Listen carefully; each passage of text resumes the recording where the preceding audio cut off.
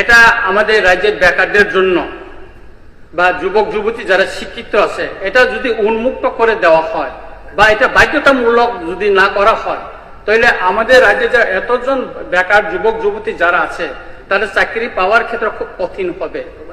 কারণ আমাদের উত্তর পূর্বাঞ্চলে দেখুন, আমি বলছি আপনাদেরকে একটা তথ্য নিয়ে আমি বলছি, অরুণাচল প্রদেশ, আমি কিছুদিন আমার ফেসবুকে আমি বলেছি তারা বাধ্যতামূলক করেছে এটা, অবশ্যই পিআরটিসি আসামে আছে, হিমাচল প্রদেশে আছে, উত্তরাখণ্ডে আছে, মিজোরামে আছে, সবখানে এতে আছে এটা পিআরটিসি। কিন্তু হঠাৎ করে যে ত্রিপুরায় আমাদের যে ক্যাবিনেট একটা বাইরের একজনের ইয়ে করা, এটা মাননীয় কোর্ট বলছে এটা বিবেচনা করার জন্য। ক্যাবিনেট এটা বিবেচনা না করেও তো বলতে পারতো না এটা আমাদের রাজ্যের বেকার যুবক যুবতীদের সাথে এটা আমরা বিবেচনা করতে পারবো না, এরকম একটা ডিসিশন হইতে পারত। কিন্তু এটা তো হয়নি। এটা আমাদের এখানকার ত্রিপুরার যে বেকার যুবক যুবতীদের ক্ষেত্রে এটা খুবই দুর্ভাগ্যজনক একটা সিদ্ধান্ত বলে আমি মনে করি। এবং আমি অনুরোধ করব বিষয়টা বিবেচনা করার জন্য যদি আমার এই যে অনলাইনের এই যে তথ্যটা যদি ভুল থাকে এটা যাচাই করা হোক। আমি অনলাইন থেকে এটা সংগ্রহ করেছি। এবং পিআরটিসি পাওয়ার ক্ষেত্রে যে আগে যে পিআরটিসি পাওয়ার ক্ষেত্রে যে এলিজিবিলিটি যে আছে, একজন পিআরটিসি পেতে গেলে আমাদের কি তাকে ত্রিপুরাতে জন্ম হয়েছে কিনা 8টা বিষয় আমাদেরকে এখানে ফিল আপ করতে হবে। দ্বিতীয়ত, অ্যাপ্লিক্যান্ট ত্রিপুরার 10 বছর অবস্থান করছে কিনা, লাগাতার 10 বছর অবস্থান করছে কিনা, এবং তার বাবা এবং প্যারেন্টস 10 বছর ত্রিপুরাতে ছিল কিনা, তারপর তার বাবা তার প্যারেন্টস এখানে গভর্নমেন্টের কোনো সার্ভিস করছে কিনা বা ডেপুটেশনের আউটসাইডের স্টেটে কোনো চাকরি করছে কিনা, এটা বিষয়টা আছে। এবং তার বাবা আদার কোন স্টেটে গভর্নমেন্ট স্টেটে বা আদার প্রাইভেট অর্গানাইজেশন কোনো আউটসাইডে চাকরি করছে কিনা, এই বিষয় আছে। এবং অ্যাপ্লিক্যান্ট তার নাগরিকত্ব কার্ড আছে কিনা অথবা তার পার্মানেন্ট রেসিডেন্ট সার্টিফিকেট আছে কিনা, এই বিষয়টা এখানে পার্মানেন্ট রেসিডেন্ট আছে কিনা। আরেকটা বিষয় হলো স্পাউস, তার পরিবার এখানেকার ত্রিপুরার বাসী কিনা। এবং আরেকটা, do you want to upload any other supporting documents or yes no এখানে লেখা আছে, এগুলি করতে হয়। তাহলে যদি আমরা এই পিআরটিসিটা উন্মুক্ত করে দেই বা এটা সরলীকরণ করে দেই, তাহলে তো ত্রিপুরার বেকার, আমাদের রাজ্যে অনেক বেকার জনজাতি অনেক বেকার আছে আমাদের ত্রিপুরায়, তাদের চাকরি পাওয়ার ক্ষেত্রে খুব কঠিন হবে এবং তারা বঞ্চিত হবে। এবং ইতিমধ্যে আমি আরেকটা তথ্য আপনাদেরকে আমি জানাচ্ছি। এই হাউস সবাই চাই বহিরাগত লোক এসে আমাদের রাজ্যে বিভিন্ন পোস্টে চাকরি করুক। এটা আমরা এখানে ইরেসপেক্টিভ অফ পলিটিক্যাল পার্টি আমরা কেউ এটা চাই না। কিন্তু সংবিধান কিছু কিছু আর্টিকেলে যা উল্লেখ করেছেন, ইন্টেনশন আমাদের ক্লিয়ার। তো হাইকোর্ট রিপিটিশন করার প্রেক্ষিতে হাইকোর্ট ওই ভার্বাল কিছু শোনার পর তড়িঘড়ি করে অ্যাডভোকেট জেনারেল আর মাধ্যমে ওই ছেলেটাকে আবার সুযোগ করে দিয়েছে এবং এই পিটিশনে ডিসপোজ অফ করে দিয়েছে। There is no order against this PRTC. However, আমরা আর্টিকেল বিভিন্ন ক্ষেত্রে ভাষা, তারপরে এই সমস্ত ক্ষেত্রে যেমন সরাসরি বাসস্থানের কথা, কিন্তু বাসস্থান আর জন্মস্থান কিন্তু এক না। আমরা তাহলে এখানে duelling, he or she should have a duelling heart, he or she should know the language of Bengali, how to read, right and talk. He or she should be adapted, or উপভাষা, এই বিভিন্ন clause দিয়ে বিভিন্ন clause দিয়ে একটা কেসে Pradeep Jain versus Bharat সরকার in the year 1984 মামলায় স্পষ্ট পর্যবেক্ষণ দিয়েছিল সুপ্রিম কোর্ট যে স্থানীয় ভাষা, আঞ্চলিক সংস্কৃতি এবং সামাজিক বাস্তবতার সঙ্গে প্রার্থীর পরিচয় নিয়োগের বিশেষ মানদণ্ড হিসেবে যুক্ত করা সংবিধান সম্মত। আমরা তো পার্মানেন্ট রেসিডেন্ট শব্দটা যদি কনস্টিটিউশনের একটা জায়গায় হিট করে, কিন্তু আমাদের ইন্টেনশন হচ্ছে two resist outsiders availing to grab our states ছেলে মেয়েদের ভবিষ্যতে কেড়ে নেবে, এটা আমরা হতে দেব না। If that our intention is, আর গ্রুপ সি গ্রুপ ডি এর বেলা তো একদম ভেরি ইজি। কাজে এই যে কেস, আমি এখানে ল সেক্রেটারি আছেন, আমি ওনাকে বলবো যে এই প্রদীপ জৈন ভার্সেস ভারত সরকার 1984 যে সুপ্রিম কোর্টের যে অর্ডার, সে অর্ডারটা এক্সপোজ করার জন্য, আর যে অর্ডারটা এর মধ্যে বের করেছে যে 1 থেকে 12 বছর, মানে 1 থেকে 12 ক্লাসের মধ্যে যে কোনো 5টা বছর যদি এরকম, তো ভুরি ভুরি যারা এখানে আসে বিভিন্ন অফিসার হিসাবে হোক, বিভিন্ন এজি লোক হোক, অফিসার হিসেবে ওএনজিসি হোক, গেইল হোক, বিভিন্ন জন আসে, तो 5 বছর तो স্বাভাবিকভাবে केंद्रीय विद्यालय, अगरतला केंद्रीय विद्यालय, ओएनजीसी या हिंदी स्कूल या कहीं पे भी स्टडी कर सकता है। तो now this people will avail all এই পোস্টগুলো, এগুলো তো না। এই যে অর্ডারটা করেছেন, আমি জানি না এটা law secretary is aware of it or not, কে করেছে, কোন vested interest officers have drafted this or not, that I don't know, but this order itself is, you have opened the door for other state fellows to come and seek job over here, আর আমরা কোথাও গিয়ে আমাদের ছেলেমেয়েরা job দেবে। Sir, উচ্চ শিক্ষিত একজন মানে প্রফেসর আসাম গভর্নমেন্টে চাকরি করতে পারেনি। আসাম গভর্নমেন্ট, আমাদের রাজ্যের হাই মেধাবী ছেলে আসাম গভর্নমেন্টে চাকরি করতে পারেনি, but later he was absorbed in Tripura Central University because of his মেধা। তো এই হচ্ছে বিভিন্ন স্টেটে তাদেরকে কিন্তু আটকে দিচ্ছে, কিন্তু আমরা কিন্তু বললাম না, যদি এই হাইকোর্ট ত্রিপুরার আইডিয়াটা বুঝতে পেরে অ্যাডভোকেট যেন হয়তো বা ওই ছেলেটাকে পারমিট করেছে যে ঠিক আছে তুমি কন্টেস্ট করো, পরীক্ষা দাও, ডিসপোজ অফ হয়নি, মানে অর্ডার দেয়নি, এটা ডিসপোজ করে দিয়েছে, তাহলে there is no judgment, there is no order, order is able to dispose of, যেহেতু ওকে দিয়ে দিয়েছে। এবং বলেছে we might on মেরিটের উপর পরবর্তী সময় এটা আমরা বিচারও করতে পারব। হ্যাভিং সেড সো,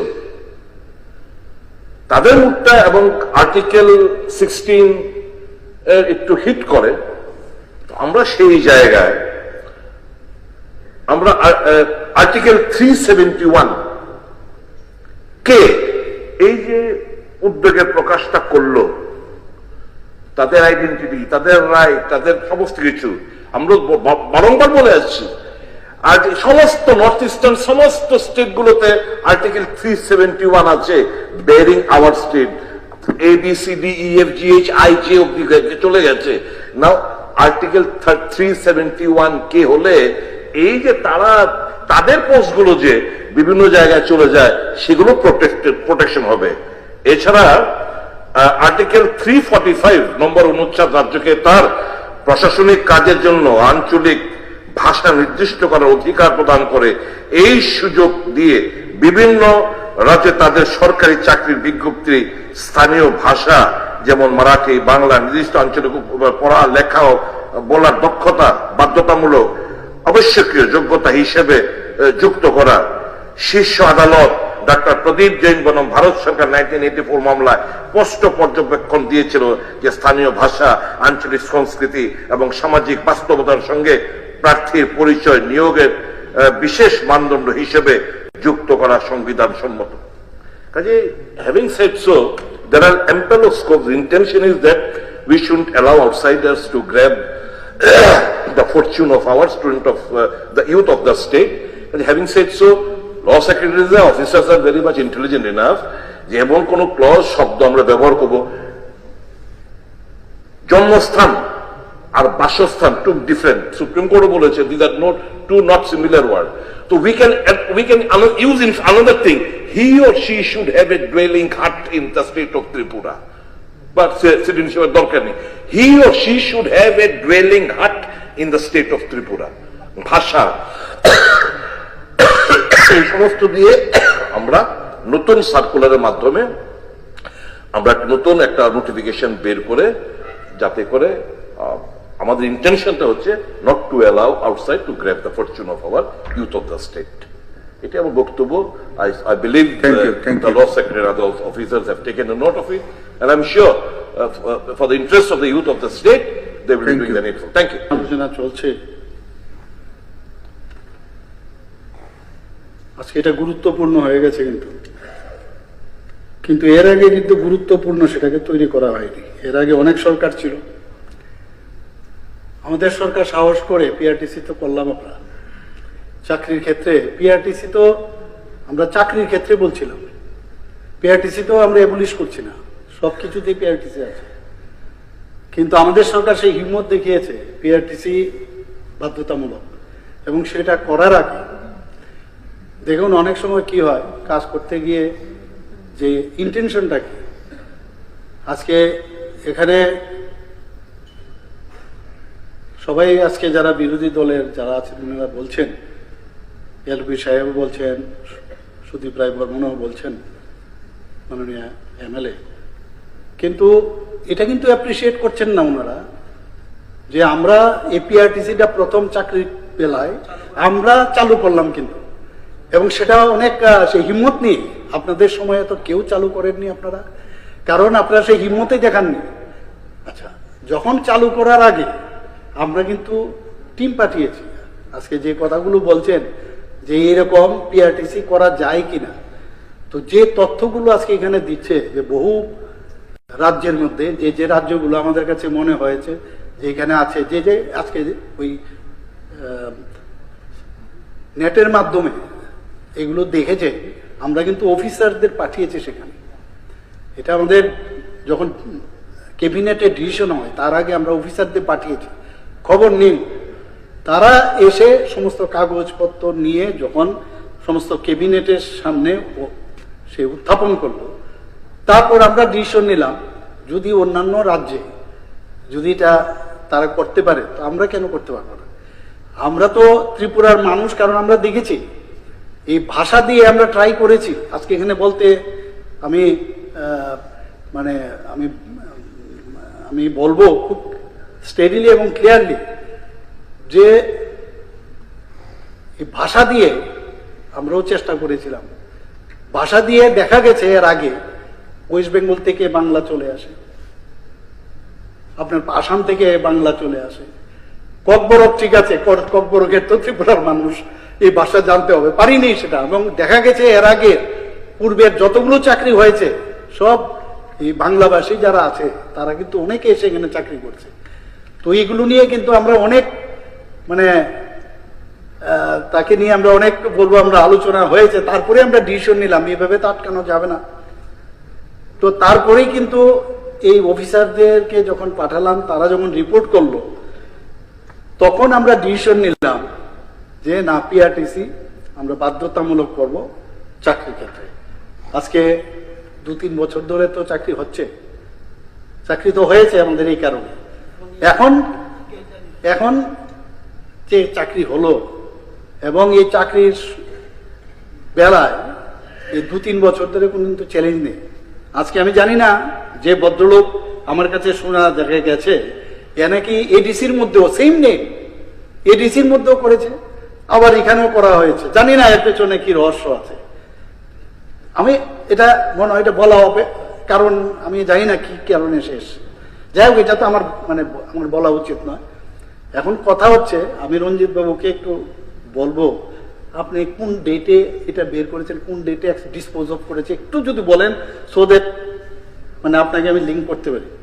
কপিটা পাঠিয়ে দিচ্ছি আপনাকে। না না, আপনি বলুন না কোন ডেটে করেছে, তাহলে আপনি বলুন।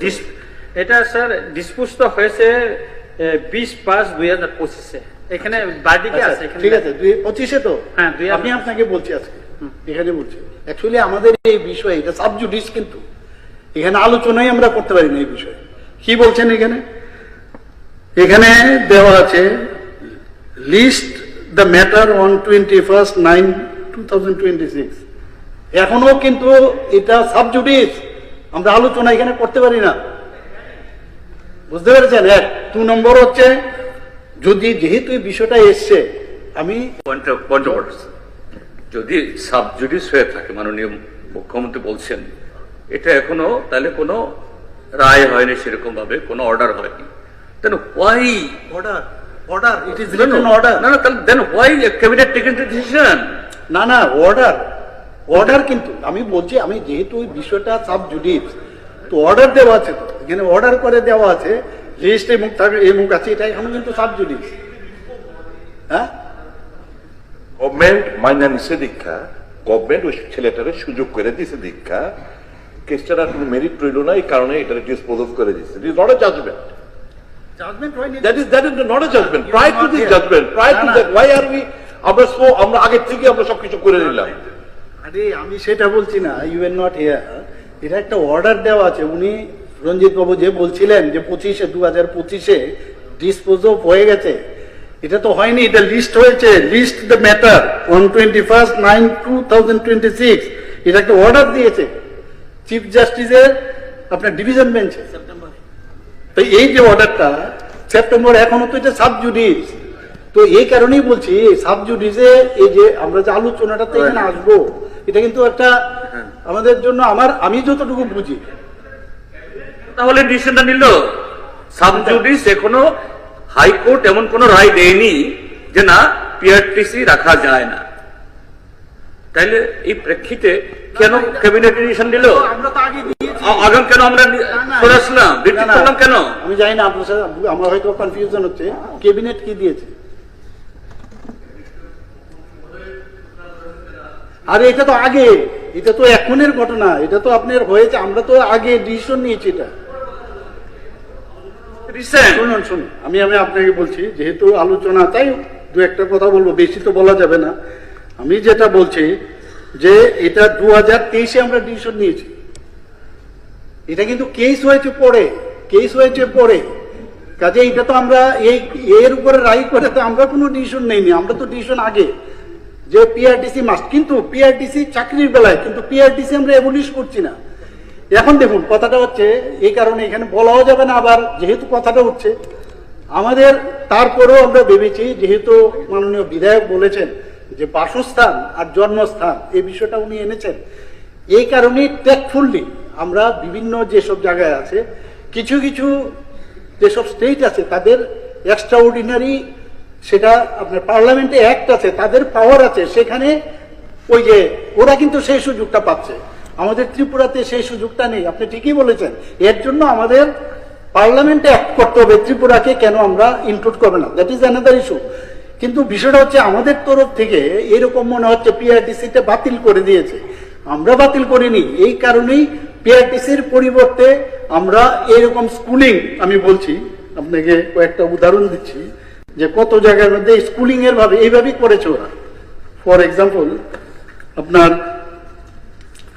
এখানে কিছু স্টেট আছে, সেই স্টেটের মধ্যে এরা কি করেছে যে এরকম স্কুলিং এর বিষয়টা এনেছে, স্কুলিং এর বিষয়টা আনাতে ওই তাতে করে ওইটাকে হিট করছে না, 16 যেটা আছে আর্টিকেল 16 সেটাকে হিট করছে না।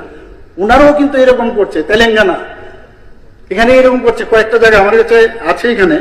তো সেইভাবেই কিন্তু আজকে আমরা এই বিষয়টাই এখানে আলোচনা, যে এমন মনে হচ্ছে এই সরকার আমরা এটাকে বাদ দিচ্ছি। আজকে বিদ্যালয়ের বিষয়ে হোক বা বিভিন্ন শিক্ষাগত সুযোগই হোক, আমরা সংরক্ষণই হোক, বিভিন্ন সরকারি প্রকল্পই হোক বা পিআরটিসির প্রাসঙ্গিকতা কিন্তু এটা থাকবে, কিন্তু চাকরির বেলায় যেটা বলা হয়েছে যে কোনো অবস্থায় বাসস্থান যাতে এখানে হতে এটা হিট করে। তো সেই কারণেই আমরা যেটা ভাবলাম, আমরা যে এই যে আমাদের ত্রিপুরার লোকরা যাতে চাকরি পায় তার জন্য কিন্তু আমরা চিন্তা করছি অ্যাটলিস্ট যখনই অ্যাডভার্টাইজমেন্টটা হবে এমন লোক পট করে বলবে না যে আমি 5 বছর তো আমি ছিলাম। সাধারণ মানুষ কিন্তু ওই জায়গাটা নিতে কিছুটা তো আমরা এখানে আটকাতে পারবো যে অন্তত আমাদের ত্রিপুরার লোক চাকরিটা পাক। এখন কথা হচ্ছে সেটা নিয়ে আমরা দেখছি কিভাবে আর আইনগতভাবে সেটাকে আমরা শক্তভুক্ত করতে পারি, কিন্তু পিআরটিসি চাকরির বেলায় আমরা কিন্তু সেটাকে বাকি মানে পিআরটিসি থাকবে, চাকরির বেলায় সেটা এই যে হিট করছে এবং তার রেজাল্ট যখন বেরোবে তখনই আমরা বলতে পারবো। এর বেশি যেহেতু এটা সাব জুডিস, এর বেশি আমার পক্ষে বলা মুশকিল।